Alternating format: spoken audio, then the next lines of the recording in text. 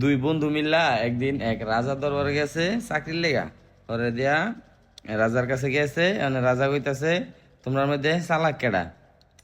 মানে যেটা চালাক না এটা লাভ দিয়ে উঠে সারা কয়ে লাইছে রাজা মশাই আমি চালাক। পরে দিয়া কয় আচ্ছা তাহলে তোমার চাকরি হয়ে গেছে।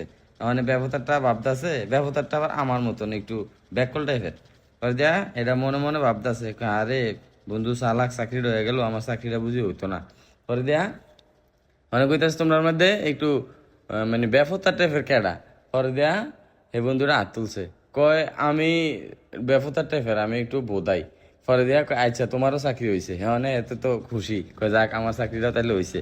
মানে কার কি চাকরি? মানে রাজা কইতাছে তুমি যে চালাক যেটা, তোমার চাকরি হইলো আমার এই যে গরুর গোয়ালের মধ্যে, আমার গরু টরু এটি দেখাশোনা করবা, তারপরে গোয়ালটা সবসময় পরিষ্কার রাখবা।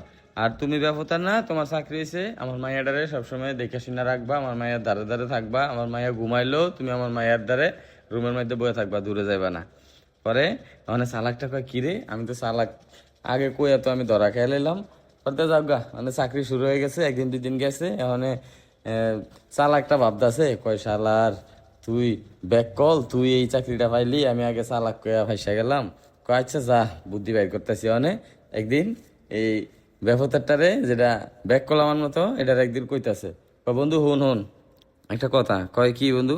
কয় তুই এক কাজ করবি, তোরে আমার বেতনটা এক মাসের দিলাম। পরে কয়, আচ্ছা বন্ধু ক কি কাজ? কয় তুই রাত্রে রাজার মায়া যখন ঘুমাইবো না, তুই একটা পিন দিয়া রাজার মায়ের গালের মধ্যে দুইটা ছিদ্র করে দিয়া